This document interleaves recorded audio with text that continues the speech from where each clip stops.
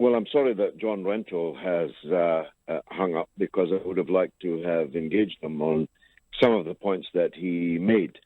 The fact that Mr. Blair's chief spokesman on earth, John Rentoul, is the man responsible for the story and the man who you've just been listening to, belies the idea that Tony Blair is not behind this delay.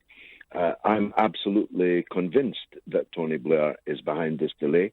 This is a carefully calculated rearguard action to delay the finding of the truth about a war with cataclysmic consequences, almost unimaginable consequences.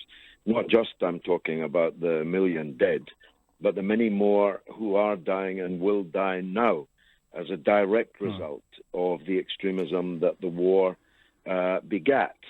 And this is a scandal that will not go away, whether they publish the report this year, next year, or in 10 years' time. The people can draw the conclusions from this delay that the scandal that is in the report is going to be earth-shaking. It's going to be state-shaking in its consequences. Well, George, you mentioned John Rentoul in a response potentially to that allegation that Tony Blair might be the one behind holding this up. We've got John back, and he has heard the points that you have made. John, if I bring you in now, your response to what you've heard Mr. Galloway say there.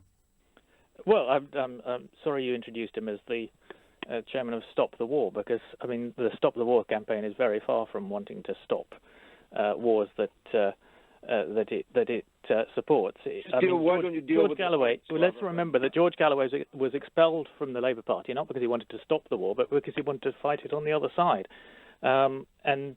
Meanwhile, claiming that there was a million dead is just wild exaggeration. His arguments against the Iraq War are strong enough not to need that kind of dishonest statistical claim. And he has no evidence for suggesting that Tony Blair is responsible for holding up the Chilcot Inquiry, which is an independent inquiry. George?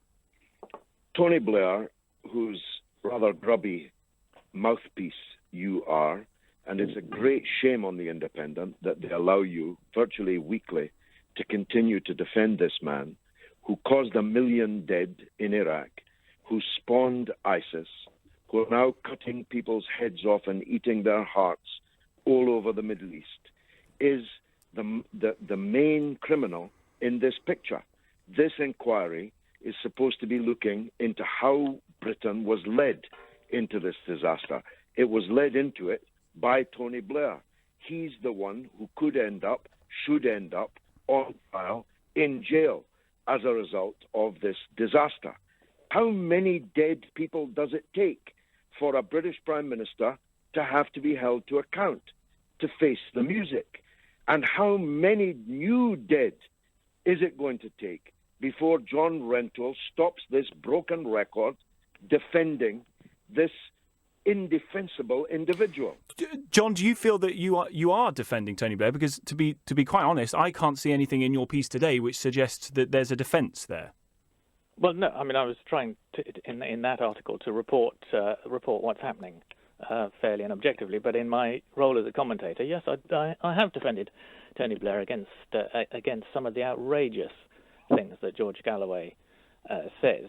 I mean, the point for George Galloway to pretend that he's in any way open-minded or might be swayed by the findings of the Chilcot Inquiry is absolutely absurd. I mean, when the Chilcot Inquiry finally does see the light of day, I can guarantee that George Galloway won't accept any of the findings and will continue to believe what he has always believed. Well, is that fair, George? That seems to suggest that John knows what's in the Chilcot Inquiry report. Maybe he does. Why don't you ask him? John? Well, no, of course I don't. But one thing how do you know one thing that I know that isn't in it, George, is the suggestion that Tony Blair lied to Parliament when he was making the case to take military action against Saddam Hussein. George, if the inquiry does come back and it finds actually that the decisions made to go into Iraq, even though they were based on false intelligence, were at the time justifiable, would your view change? Tom, don't lose sight of the point that's just been made. John Rentoul said that I will not accept any, he said, of the conclusions of the Chilcot Inquiry. That seems to suggest that he knows what those conclusions are. Now, that's a very... No, George, it suggests that I know what your views are and that they're completely unreasonable. Well, but that suggests that you know that Chilcot isn't going to come down on any of the points that I and the Stop the War Coalition are making. That's quite a revealing statement.